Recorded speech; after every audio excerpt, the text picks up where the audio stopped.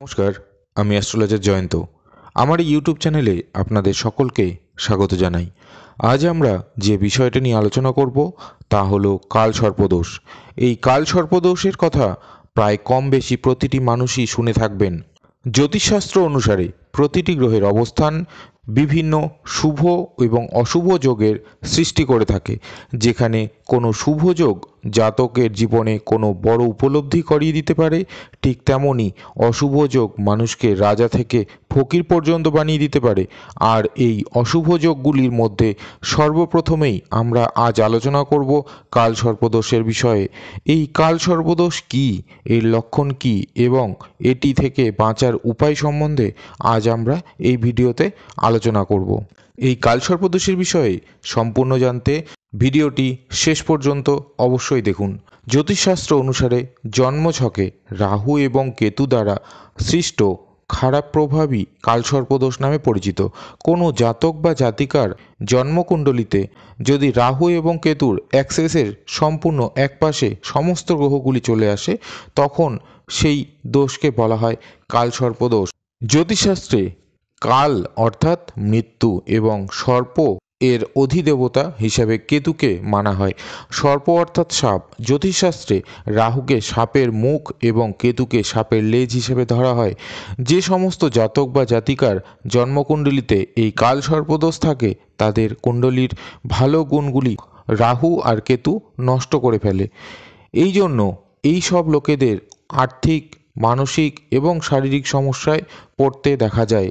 জবে বাধা, বিজনেস খারাপ হয়ে যাওয়া, বিবাহে বাধা, হওয়া কাজ না হওয়া, সন্তানের ক্ষেত্রে বিভিন্ন ধরনের বাধা প্রভৃতি সমস্যার সম্মুখীন এরা হয়ে থাকে।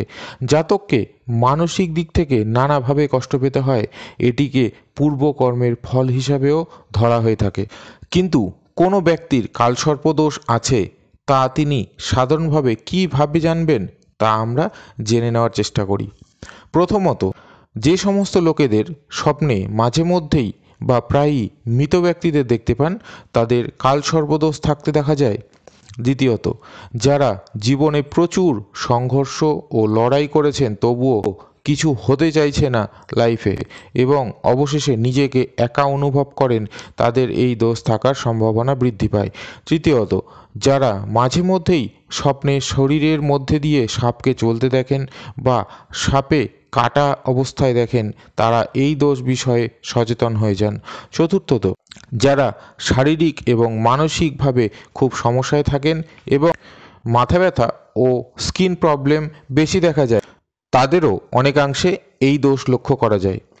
ষষ্ঠত, সন্তানের ক্ষেত্রেও এই লোকেদের অনেক ধরনের সমস্যা ফেস করতে হয়। সপ্তমত, কোনো জব বা ব্যবসায় এদের স্থিরতা থাকতে কম দেখা যায় এবং চট করে ডেভেলপ আসতে চায় না।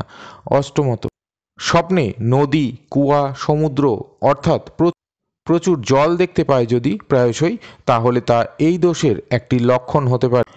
এই কালসর্পদোষ থেকে মুক্তি লাভের কিছু উপায় আজ আমরা এখানে আলোচনা করব। যে সমস্ত ব্যক্তিদের কালসর্পদোষ রয়েছে তাদের সবার প্রথমে মহামৃত্যুঞ্জয় মন্ত্র রেগুলার কম করেও 108 বার জপ করতে হবে। এর পাশাপাশি হনুমান চল্লিশা পাঠ দ্বারাও এই দোষ থেকে কিছুটা মুক্তি লাভ করা সম্ভব। চন্দনের তিলক লাগাতে পারেন কপালে রোজ। এই ধরনের লোকেরা অবশ্যই বাড়িতে ময়ূরের পাখনা লাগিয়ে রাখবেন। মা মনসা দেবীর পুজোও এই সময় করতে পারেন। তামা বা রূপোর সাপ বানিয়ে তা শিবলিঙ্গের উপর রেখে রেগুলার তাতে জল ঢাললে ও শিব ঠাকুরের পুজো করলে এই দোষের খারাপ প্রভাব থেকে অনেকটাই মুক্তি লাভ করবে। জ্যোতিষশাস্ত্রে মোট 12 প্রকারের কালসর্পদোষের কথা উল্লেখ আছে। এই বিভিন্ন প্রকার কালসর্পদোষের প্রভাব ও ব্যাখ্যা নিয়ে আমি পরবর্তীতে অন্য আরেকটি ভিডিওতে আলোচনা করব। আজ এখানেই শেষ করছি। ঈশ্বর সকলের মঙ্গল করুন। নমস্কার।